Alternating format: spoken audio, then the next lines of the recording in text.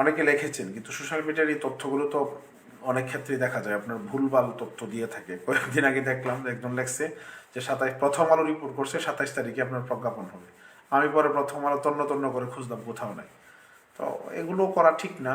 যদি আপনার অথেন্টিক না হয়, না জেনে এগুলো বলে নিজেকে হাসির পাত্র বানানোর কোনো অর্থ হয় না। যে তথ্যগুলো আপনি জানেন, এই তথ্যগুলো আপনি শেয়ার করতে পারেন, কিন্তু না জেনে উল্টাপাল্টা তথ্য শেয়ার করে তখন শিক্ষকরা গালি দেয় এবং আপনি নিজেও হাসির পাত্র হবেন, এবং পরবর্তীতে আপনি কোনো পোস্ট দিলে আপনার পোস্টের কোনো গ্রহণযোগ্যতা মানে যারা আছে ওনাদের কাছে থাকবে না। এই জন্য আমরা উল্টাপাল্টা পোস্ট না দিই, যেটুকু জানি অথেন্টিক যেটুকু এইটুকু আমরা পোস্ট করি। তো মূলত যুক্ত হওয়ার মূল আজকে আমাদের মাদ্রাসার যে এমপি নীতিমালা প্রকাশ পেয়েছে, এখানে অনেক দিন ধরে এটা আসলে পেন্ডিং ছিল। এটা নিয়ে আমরা অনেক কাজ করেছি, এমপি নীতিমালায় অনেক কাজ করেছি। আমি অর্থ মন্ত্রণালয়ে আমাদের পুরো টিম নিয়ে আমরা ওখানে কথা বলেছি, শিক্ষা মন্ত্রণালয়ে অসংখ্যবার কথা বলেছি, গত বুধবারও শিক্ষা মন্ত্রণালয়ে এটা নিয়ে আমি কথা বলেছি। তো আলহামদুলিল্লাহ পাবলিশড হয়েছে। এটা আরও আগে হওয়ার কথা ছিল, কারণ স্কুলের যে নীতিমালা একটা পাবলিশড হয়ে বারবার সংশোধন হচ্ছে, আর আমাদের একবার পাবলিশড হতে অনেক সময় লেগেছে কারিগরি।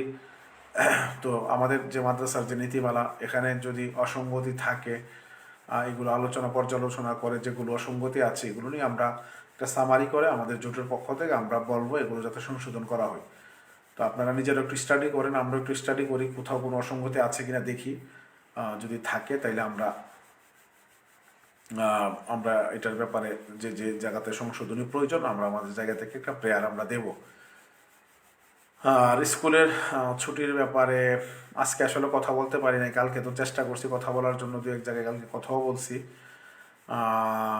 আজকে আসলে কারোর সাথে কথা বলতে পারি নাই। বললাম না আপনাদেরকে যে আমার খুব আজকে ওই যে অফিস স্থানান্তর হয়েছে, এখানে সকল মালামাল নেওয়া হয়েছে, সিসিটিভি স্থাপন সব মিলিয়ে খুব মানে চাপের মধ্যে ছিলাম আজকে সারাদিন। একেবারেই সারাটা দিনই ব্যস্ততার মধ্যে দিয়ে গিয়েছে। আজকে অনেকের ফোনও রিসিভ করে বলছি যে পরে কথা বলবো। তো এখন আপনারা যারা আমাদের জাতীয়করণ প্রত্যাশী জোটের, এই যে আমি ফরিদপুরের আমাদের সমন্বয়কে দেখতে পাচ্ছি, অধ্যক্ষ অধ্যক্ষ ইসুফদিয়া কামিল মাদ্রাসার যে প্রিন্সিপাল আবু সাইম মোল্লা ভাই, ওনাকে দেখতে পাচ্ছি, কমেন্ট করেছেন। তো নেতৃবৃন্দ তো অনেকেই আছেন, আপনারা লাইভ দেখতেছেন এবং পরবর্তীতে তো দেখবেন। তো সবাই একটু প্রস্তুতি নেন যার যার মতো করে। আমি তো এখন যে সময়ও একেবারে কম, আর আমার কিছু কাজও আছে, যার কারণে সবাইকে হয়তো আমি ফোন করতে পারবো না। আপনারা লাইভে আপনাদেরকে বলে দিলে আপনারা এখান থেকে একটু প্রস্তুতি নেন সবাই। আমার জাতীয় গণপ্রত্যাশী জোটের সভাপতি, সেক্রেটারি, জেলা সমন্বয়ক, উপজেলা যেখানে কমিটি হয়েছে উপজেলা সমন্বয়ক, এবং আমাদের জোটভুক্ত যে সংগঠনগুলো আছে, আমাদের বাংলাদেশ মাদ্রাসা শিক্ষক কর্মচারী ফোরামের সভাপতি সেক্রেটারি যারা আছেন উপজেলা জেলা পর্যায়ে, অন্যান্য সংগঠন জোটভুক্ত সভাপতি সেক্রেটারি, সবাই যদি আমরা একটু যদি নড়েচড়ে বসি, তাহলে কিন্তু একটা বড় রকমের শোডাউন হতে পারে। আর বড় রকমের শোডাউন যদি তৈরির সম্ভাবনা দেখা দিই, তখন কিন্তু সরকার একটু নড়েচড়ে বসবে। এই জন্য আপনারা সবাই ইয়ে করবেন। আমাদের এমপি নীতিমালা, মাদ্রাসার যে এমপি নীতিমালাতে আপনাদের যে অষ্টম গ্রেডের বিষয়টি আমি আগেও বলছিলাম, অনেকে ফোন করেছেন যে এটা পাবলিশ হলে আপনাদের এটা সমাধান হবে, এটা একটা সমাধানের পথ বের হয়েছে। আরও অনেক বিষয় এখানে আপনাদের পেন্ডিং ছিল যেগুলো এটার কারণে হয়েছে আলহামদুলিল্লাহ। তো এইভাবেই আমাদের আস্তে আস্তে আমাদের যে বৈষম্যগুলো এগুলো দূর হোক। আমাদের এই যে এনটিআরসির মাধ্যমে যে নিয়োগটা শুরু করছে এই সরকার, এটা একটা ভালো দিক। তো একটা একটা করে আমাদের যে বৈষম্যগুলো এগুলো দূর হোক। তবে এই সরকারকে আসলে মানে ধন্যবাদ দিতে হয়, তারা কিন্তু অনেকগুলো কাজ করেছে। আমরা পিছনে লেগেছিলাম, কারণ এনটিআরসির অধীনে নেওয়ার ব্যাপারে আমরা ডক্টর ওহিদুদ্দিন মাহমুদ স্যারের সাথে অনেকক্ষণ কথা বলেছি, বদলির ব্যাপারে তার সাথে কথা বলেছি। কিছু কাজ এখন আলহামদুলিল্লাহ অনেকগুলো কাজ হয়েছে সরকারের সময়। যেমন আপনার আমাদের উৎসব পাতার আমাদের বাড়ি ভাড়া এর বাইরে বদলিটা হয়েছে।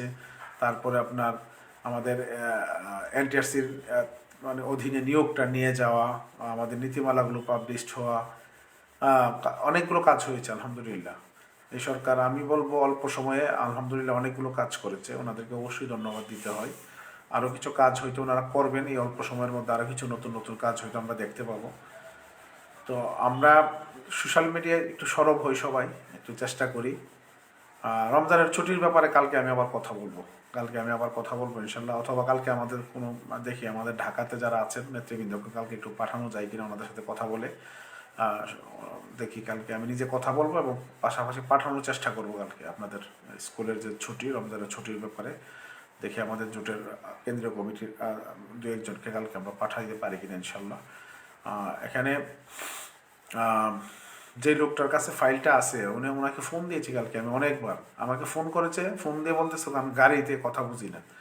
তো তাকে ফোন দিয়েছে আমি, সে অফিসের থেকে আসে আমাকে ফোন করতে পারতো, ইউনুস ফারুকী সম্ভবত তার নাম। অফিস থেকে বের হয়ে গাড়িতে গিয়ে তো তার ফোন করার কোনো প্রয়োজন ছিল না। তো আমি কালকে চেষ্টা করব, যদি না হয় তাহলে অন্তত আমাদের জোটের কোনো নেতাকে আমি কালকে অনুরোধ করবো কালকে ওখানে যাওয়ার জন্য আপনাদের ব্যাপারে, ছুটির ব্যাপারে। এটা একরকম হওয়া দরকার ছিল। আমাদের কলেজ, স্কুল, মাদ্রাসা, প্রাইমারি এক এক রকম। এটা যদি একটু সমন্বয় করা হইতো তাহলে সবার জন্য ভালো হইতো। দেখা যায় বাবার ছুটি থাকে, মায়ের থাকে না, মায়ের থাকে বাবার থাকে না, সন্তানের থাকলে মায়ের থাকে না, মানে এরকম একটা হজবরল অবস্থা। এটা একরকম হওয়া উচিত। প্রয়োজনে আমি তো আগেও বলছি যে আপনারা ছুটির বিষয়টা প্রয়োজনে কিছুটা অন্য ছুটি কিছুটা কমায় দেন, এরপরও মানে রমজান মাসটা দেন। কারণ রমজানে যারা মনে করেন আপনার খতমে তারাবি পড়ে না তাদের জন্য আসলে সমস্যা তেমন একটা হয় না, কিন্তু যারা খতমে তারাবি পড়ে অনেক কষ্ট হয়। আমি দেখেছি যে প্রতিষ্ঠান মানে পরিচালনা করে গিয়ে রাতে তো এই জন্য সরকার এবং সংশ্লিষ্ট অধিদপ্তর এবং অন্যান্য যারা এটার সাথে জড়িত সবাইকে বলবো, যদি প্রয়োজন হয় তাহলে আপনারা অন্য ছুটিগুলো একটু কমায় দেন, তারপরও রমজানের ছুটিটা আপনারা একটু বহাল রাখেন। তাহলে আমাদের শিক্ষকদের পক্ষে যারা একটু ইবাদত বন্দেগী রমজানে করতে চায় তাদের জন্য সহজ হবে।